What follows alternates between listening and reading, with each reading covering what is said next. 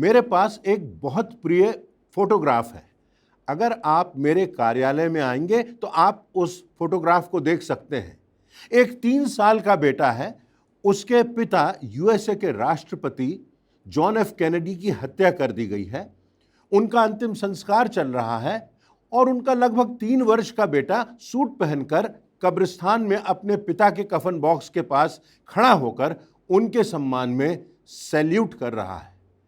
किसी को सम्मानित करने के लिए सलामी देना उसके ही पिता ने उसे सिखाया था। वो चित्र मैं हर दिन देखता हूँ और उस चित्र को देखकर मैं सोचता हूँ कि जब मेरे जाने का समय होगा तो मेरे कफन बॉक्स के पास खड़े हुए मेरे बच्चे या मेरे नाती नातिन क्या कहेंगे, मेरी पत्नी क्या कहेगी, मेरे परिवार के लोग क्या कहेंगे। ये प्रश्न मैं हर दिन अपने कार्यालय में पूछता हूँ और वो चित्र मुझे बहुत से गलत निर्णय लेने से और गलत दिशा में जाने से रोक देता है। बात यह प्रमुख है कि हमारे जीवन के अंत तक क्या हम विश्वास योग्य बने रहते हैं। बाइबल में कई ऐसे पात्र हैं जिन्होंने प्रारंभ तो बहुत अच्छा किया पर उनका अंत विनाशकारी रहा, जैसे यहूदा का उदाहरण। पर कई ऐसे पात्र भी हैं जिन्होंने जीवन के अंतिम अध्याय में अपने हृदय में पछताव करके अपने अनंत को बचा लिया, जैसा यीशु मसीह के पास क्रूस पर लटका हुआ वह डाकू जिसने यीशु को पहचाना कि यह मसीहा है, यह मौत को पराजित करेगा और इस यीशु के राज्य का कभी अंत ना होगा। ऐसे ही एक पात्र का वर्णन हम आज करेंगे और देखेंगे परमेश्वर हमें उस चरित्र से कौन सी शिक्षा देना चाहता है। ये राहाब नाम की वेश्या है। इसका विवरण सिर्फ पुराने नियम में ही नहीं परंतु नए नियम में भी पाया जाता है। इब्रानियों की पुस्तक उसका 11वां अध्याय और उसकी 31वीं आयत में लिखा हुआ है, विश्वास ही से राहाब वेश्या आज्ञा न मानने वालों के साथ नाश नहीं हुई, इसलिए कि उसने भेदियों को कुशल से रखा था। इब्रानियों की पुस्तक के 11वें अध्याय में विश्वास के महानायकों की सूची है। विश्वास के महानायकों की श्रेणी में परमेश्वर ने राहाब वेश्या का नाम भी रख दिया है। उस सूची में नूह का नाम है जिसने जल प्रलय के पहले अपने परिवार के साथ जहाज बनाया था और लाखों लोगों में वो और उसका परिवार ही अकेला धर्मी ठहरा था। उस श्रृंखला में उस सूची में इब्राहिम का नाम है जिसे विश्वास का पिता कहा गया है। उस सूची में यूसुफ का नाम है जिसको पुराने नियम में प्रभु यीशु मसीह की प्रतिछाया कहा गया है। इस श्रृंखला में मूसा का नाम है जिसने 40 लाख इस्राएलियों को मिस्र की बंधुआई से मुक्त कराया था, जो शासन के सामने फिरौन के सामने जाकर के खड़ा होता है और हियाव से कहता है कि मेरे लोगों को जाने दे। दाऊद का भी नाम है जिसने परमेश्वर की महिमा में भजन लिखे और जो राज सिंहासन पर भी बैठा। ऐसे लोगों की श्रेणी में राहाब वेश्या का भी नाम है। यह बड़ी विचित्र सी बात लगती है, परंतु आज हम थोड़ी देर संपूर्ण समर्पण की बात करते हैं और जब हम कहते हैं आई सरेंडर ऑल, सब मैं देता हूं, तो इसमें राहाब वेश्या से हम क्या सीखते हैं, ये सरेंडर की, ये समर्पण की बात क्या है। इस संदर्भ में मैं आपसे संक्षिप्त में 4 बातें कहूंगा। इससे पहले हम देखेंगे राहाब वेश्या के विषय में कुछ बातें। यहोशू की पुस्तक के 2 अध्याय में राहाब वेश्या का वर्णन है और ये राहाब वेश्या जो प्रतिज्ञा किया हुआ देश था, जो यरदन नदी के उस पार था, जहां यहोशू अगुवाई करके इस्राएलियों को ले जा रहा था, वहां की शहरपनाह पर राहाब वेश्या रहती है। जैसे नाम से ही स्पष्ट है कि वो एक वेश्या थी, वेश्यावृत्ति उसका धंधा था और वो उस शहरपनाह पर रहती है। और यह भी लिखा है वचन में कि बहुत से लोग उसके घर आया जाया करते थे। यहां पर जो प्रमुख बात है वो ये है कि राहाब वेश्या ने एक बहुत प्रमुख काम किया था।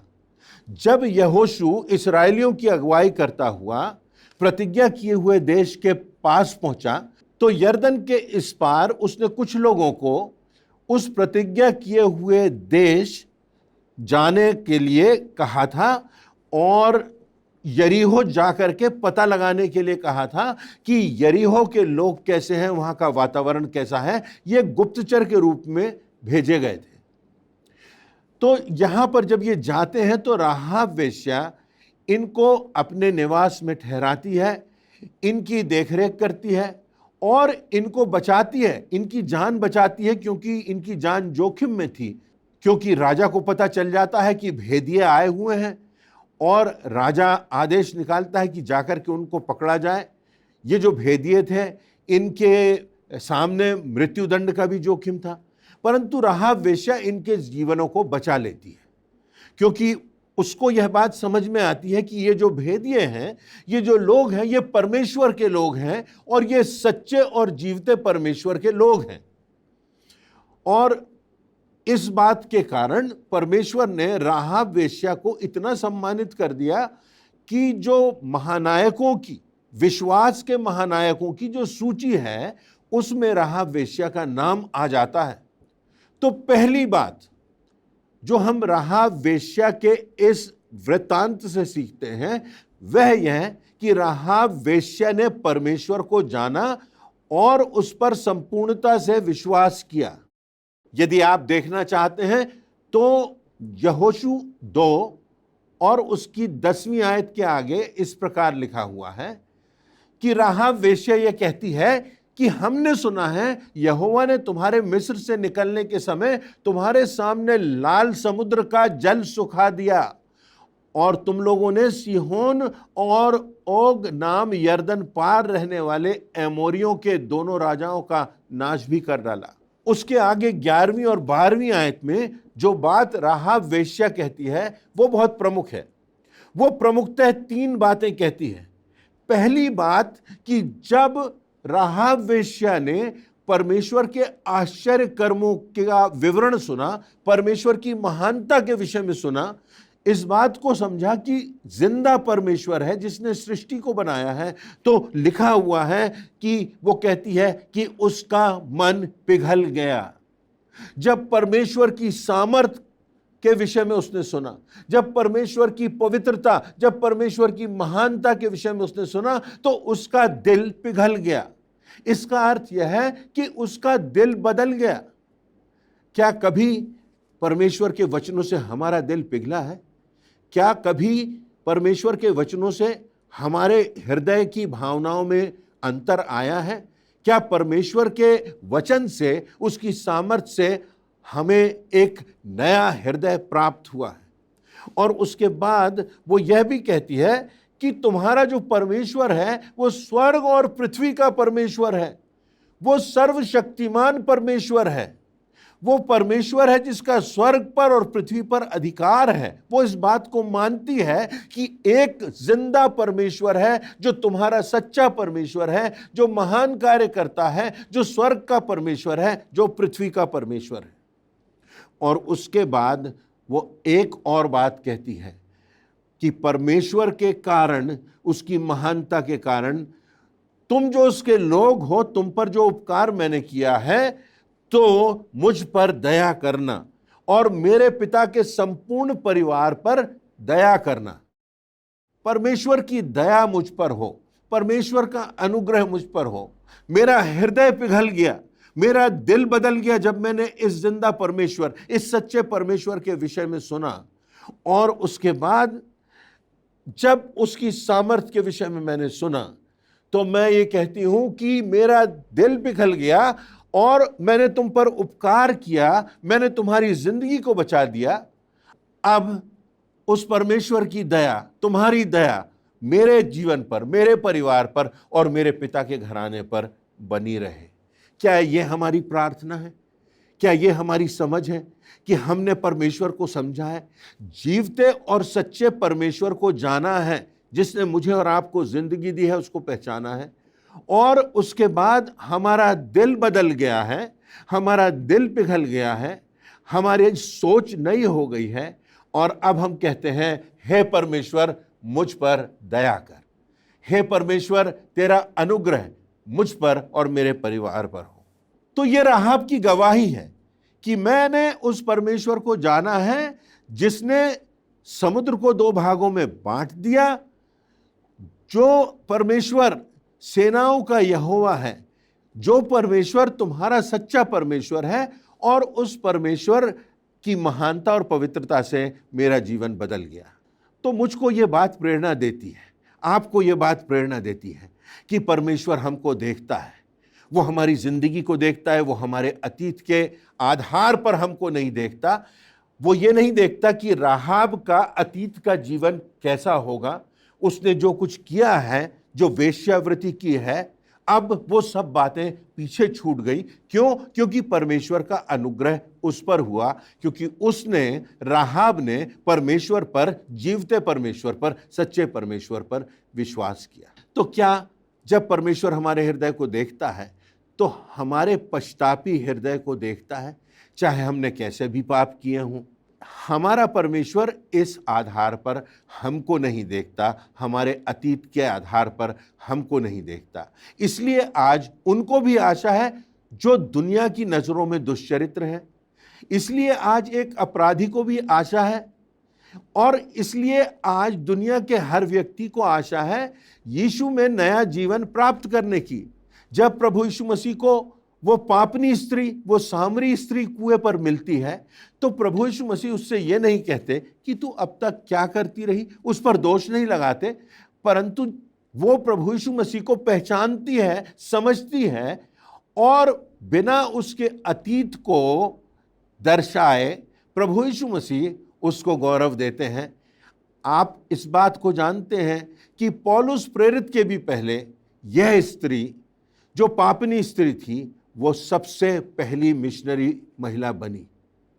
वो पापनी स्त्री जो अनेकों पति कर चुकी थी, जिसका जीवन पाप के गर्त में था, वो पापनी स्त्री जिसके साथ कोई जल भरने नहीं आना चाहता था, वो पापनी स्त्री जिसके साथ कोई सहभागिता नहीं करना चाहता था, प्रभु यीशु मसीह ने उसको स्वीकार किया, क्योंकि उसने प्रभु यीशु मसीह को पहचाना कि ये मसीहा है, यही उद्धार करता है, यही मुझे नया जीवन देगा। हमारा विश्वास, सही विश्वास होना प्रमुख है, सच्चे परमेश्वर पर विश्वास करना प्रमुख है। इब्रानियों 11:6 में लिखा हुआ है, और विश्वास बिना उसे प्रसन्न करना अनहोना है, क्योंकि परमेश्वर के पास आने वाले को विश्वास करना चाहिए कि वह है, और अपने खोजने वालों को वह प्रतिफल देता है। यदि हम उसके पास आते हैं तो वो हमको प्रतिफल देता है। पहला कुरिन्थियों उसका पहला अध्याय उसकी 26वीं से 29वीं आयतों में लिखा है, हे भाइयों, अपने बुलाए जाने को तो सोचो कि ना शरीर के अनुसार बहुत ज्ञानवान, ना बहुत सामर्थी, ना बहुत कुलीन बुलाए गए, परंतु परमेश्वर ने जगत के मूर्खों को चुन लिया कि ज्ञानवानों को लज्जित करें, और परमेश्वर ने जगत के निर्बलों को चुन लिया कि बलवानों को लज्जित करें, और परमेश्वर ने जगत के नीचों और तुच्छों, वरन जो है भी नहीं, उनको भी चुन लिया कि जो हैं उन्हें व्यर्थ ठहराएं, ताकि कोई प्राणी परमेश्वर के सामने घमंड ना करने पाए। एक महत्वपूर्ण आयत है, नीति वचन उसका 28वां अध्याय उसकी 13वीं आयत, जो अपने अपराध को छिपा रखता है उसका कार्य सफल नहीं होता, जो उसको मान लेता है और छोड़ भी देता है उस पर दया की जाएगी। ये परमेश्वर का वचन है। अपराधों को मान लेना पर्याप्त नहीं है, पर उसको छोड़ देना, उन बातों को छोड़ देना जरूरी है, तब हम पर दया की जाएगी। तो पहली बात, राहाब को इतना सम्मान मिला परमेश्वर की ओर से क्योंकि उसने सच्चे परमेश्वर पर विश्वास किया। अगर हमको संपूर्ण समर्पण करना है तो हमें यह जानना होगा कि बिना विश्वास किए परमेश्वर को प्रसन्न करना अनहोना है। चाहे हमारा अतीत कैसा भी हो, चाहे हमने कैसे भी पाप किए हों, चाहे ऐसी बातें हमारे जीवन में घटी हों जिनको हम होठों पर भी नहीं ला सकते, परंतु परमेश्वर आपको और मुझको सम्मानित करता है, अपने बेटे और बेटियां होने का अधिकार देता है। यदि हम अपने पापों को मान लेते हैं, उन्हें छोड़ देते हैं, सच्चे मन से विश्वास करते हैं और प्रभु यीशु मसीह के चरणों में अपने जीवन को समर्पित करते हैं। दूसरी बात राहाब वेश्या के जीवन से हमें जो सीखने को मिलती है वो यह कि राहाब वेश्या के विश्वास के अभिव्यक्ति के कार्य थे। यह पर्याप्त नहीं कि हमारा विश्वास ही हो, पर विश्वास के साथ साथ कार्य भी होना चाहिए। यहोशू 2:4, उस स्त्री ने दोनों पुरुषों को छिपा रखा। एक बात यदि मैं आपसे पूछूं कि मृत्यु के बाद आपके साथ क्या जाएगा, तो आप क्या कहेंगे? एक सामान्य सी बात यह है, जो किसी सीमा तक सही भी है। हम कहते हैं मनुष्य खाली हाथ आया और खाली हाथ चला जाएगा। पर आप देखिए, प्रकाशित वाक्य 14:13 में लिखा है, और मैंने स्वर्ग से यह शब्द सुना कि लिख, जो मृतक प्रभु में मरते हैं वे अब से धन्य हैं। आत्मा कहता है, क्योंकि वे अपने परिश्रमों से विश्राम पाएंगे और उनके कार्य उनके साथ हो लेते हैं। हमारे जो कार्य हैं वो मृत्यु के बाद भी हमारे पीछे हो लेते हैं। याकूब 2:26, निदान जैसे देह आत्मा बिना मरी हुई है, वैसे ही विश्वास भी कर्म बिना मरा हुआ है। नीति वचन 22:9, दया करने वाले पर आशीष फलती है, क्योंकि वह कंगाल को अपनी रोटी में से देता है। आपने किसी कंगाल को अपनी रोटी में से कुछ दिया? जो हमारे जीवन के कार्य हैं, हमारा जो विश्वास है, वो हमारे अनंत से संबंधित है। कार्य इस बात का संकेत भी देते हैं कि हम किस दिशा में जा रहे हैं। क्या आप जानते हैं फास्ट फॉरवर्ड करना क्या होता है? अवश्य जानते होंगे। कोई मूवी चल रही है, उसको आप फास्ट फॉरवर्ड कर देते हैं, आगे बढ़ा देते हैं। आज आप जहां खड़े हैं, जहां आप जिन बातों में लिप्त हैं, आज जो काम आप कर रहे हैं, जो बातें आपके हृदय में हैं, अगर आप उनको फास्ट फॉरवर्ड कर दीजिए तो देखिए कहां जा रहा है हमारा जीवन। अगर आप प्रेम में किसी से छिप छिप कर मिल रहे हैं, गलत कार्य कर रहे हैं, पत्नी और बच्चों को धोखा दे रहे हैं, उसे फास्ट फॉरवर्ड कर दीजिए, देख लीजिए कहां जा रहा है हमारा जीवन। अगर हम दान में, उन भेंटों में जो परमेश्वर को देना है, अपने लिए बचा लेते हैं, आप फास्ट फॉरवर्ड कर दीजिए कहां जा रहे हैं हम। यदि हम नशा कर रहे हैं तो आप फास्ट फॉरवर्ड करके देख लीजिए इसकी मंजिल क्या है। यदि हम अनैतिक बातों में, अनैतिक संबंधों में लगे हुए हैं तो आप फास्ट फॉरवर्ड करके देख लीजिए कि इनकी मंजिल क्या है। अगर हम आज अश्लील मूवीज को देख रहे हैं तो आप फास्ट फॉरवर्ड करके देख लीजिए कि ये कैसे हमको पतन के गर्त में लिया जा रहा है, हमारी आत्मा को कलुषित कर रहा है। क्या हमारे जीवन में जो कुछ हम कर रहे हैं हमारे विश्वास की गवाही है? राहाब वेश्या धन्य इसीलिए हुई क्योंकि न सिर्फ उसने विश्वास किया, पर उस विश्वास के अनुरूप कार्य भी किया। उसने परमेश्वर के लोगों को बचाया। आज हमारे लिए प्रश्न है कि हमारे जीवन में जो कुछ हम कर रहे हैं, क्या ये प्रभु यीशु मसीह के विश्वास की गवाही है? तो ये दूसरी बात हमारे सामने आती है कि क्या हमारे कार्य, हमारा व्यवहार, हमारा जीवन हमारे विश्वास की गवाही है सच्चे परमेश्वर के प्रति, प्रभु यीशु मसीह के प्रति। तीसरी बात जो हम राहाब वेश्या के जीवन से सीखते हैं वो ये कि उसे सम्मानित इसलिए भी किया गया कि वो अपनी जान का जोखिम उठाने को तैयार है। लिखा हुआ है यहोशू 2:3 में, तब यरीहो के राजा ने राहाब के पास यूं कहला भेजा कि जो पुरुष तेरे यहाँ आए हैं उन्हें बाहर ले आ, ये सारे देश का भेद लेने को आए हैं।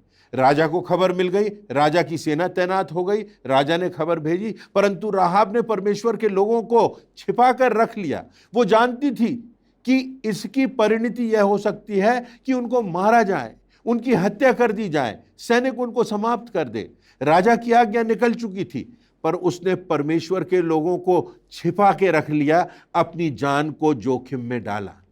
क्या हम साहस के साथ परमेश्वर के लिए आज गवाही देने के लिए खड़े हैं? क्या हम यीशु मसीह की गवाही देने के लिए तैयार हैं, चाहे कैसी भी चुनौती हमारे सामने हो? क्या हम ये कहने के लिए तैयार हैं कि आकाश के नीचे और पृथ्वी के ऊपर हमारे उद्धार के लिए, मनुष्यों के उद्धार के लिए कोई दूसरा नाम नहीं? क्या उस बात को कहने में हमें कोई भय है? क्या कोई हिचक है? वचन में देखें तो लिखा है मत्ती 10:39, जो अपना प्राण बचाता है वह उसे खोएगा, और जो मेरे कारण अपना प्राण खोता है वह उसे पाएगा। जो इस संसार में प्रभु यीशु मसीह के लिए अपना प्राण खोने के लिए तैयार है, वो अपना प्राण बचाएगा। आप एक बात देखिए, प्रकाशित वाक्य 21:8 में लिखा हुआ है, पर डरपोकों और अविश्वासियों और घिनौनों और हत्यारों और व्यभिचारियों और टोन्हों और सृष्टि के उपासकों और सब झूठों का भाग उस झील में मिलेगा जो आग और गंधक से जलती रहती है। यह दूसरी मृत्यु। इसमें उन लोगों की सूची है जो परमेश्वर के राज्य में प्रवेश नहीं करने पाएंगे। और उसमें सबसे पहले कौन है? डरपोक। लिखा हुआ है जो लोग डरपोक हैं, मैं आज आपसे पूछता हूं, आप अपने दिल से प्रश्न कीजिए कि परमेश्वर की गवाही देने के लिए, प्रभु यीशु मसीह के जीवन के लिए आपने और मैंने क्या किया? प्रभु यीशु मसीह ने संसार के लिए क्या कुछ नहीं किया।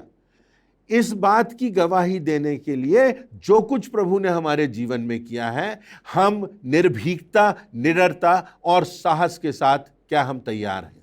चौथी बात राहाब वेश्या के जीवन से जो हम सीख सकते हैं वो यह है कि देखें, यहोशू 6:17 में लिखा है, और नगर और जो कुछ उसमें है यहोवा के लिए अर्पण की वस्तु ठहरेगी।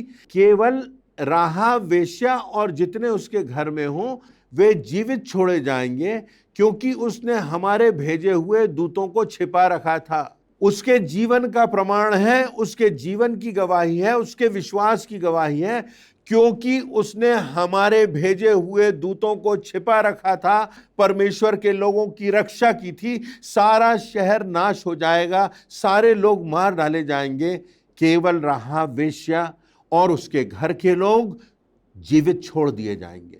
यदि आप यहोशू 2:18 में देखें तो लिखा हुआ है, सुन, जब हम लोग इस देश में आएंगे तब जिस खिड़की से तूने हमको उतारा है उसमें यही लाल रंग के सूत की डोरी बांध देना, और अपने माता पिता भाइयों वरन अपने पिता के घराने को इसी घर में अपने पास इकट्ठा कर लेना।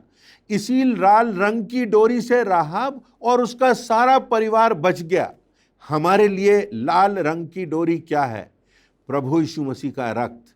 क्या हमने प्रभु यीशु मसीह का रक्त अपनी आत्मा में लिया है? क्या हमने प्रभु यीशु मसीह के नाम का बपतिस्मा लिया है? क्या हमने अपने पापों से पश्चाताप किया है?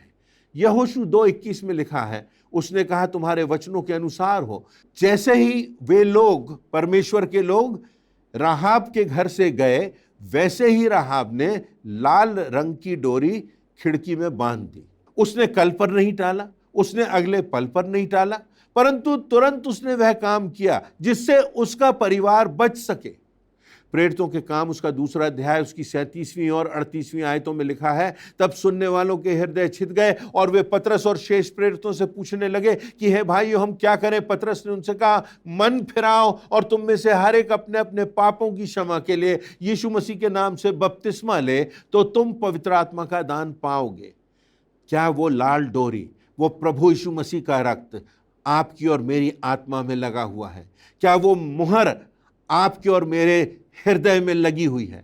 क्या हमें निश्चितता है कि अगर आज हमारी मृत्यु हो जाए, एक्सीडेंट हो जाए, किसी प्रकार हमारा जीवन समाप्त हो जाए, प्रभु यीशु मसीह का आगमन हो जाए, तो हमें उद्धार प्राप्त है, हम स्वर्ग जाएंगे? क्या इस बात की निश्चितता मुझे और आपको है? मेरी प्रार्थना है, मेरी याचना है कि यीशु मसीह के रक्त की मुहर हम सबों के दिल पर, हमारी आत्मा पर लगी हो, क्योंकि वो हमें उद्धार देने, हमारी जिंदगियों को बचाने के लिए आया है। आज निर्णय करने की बात है।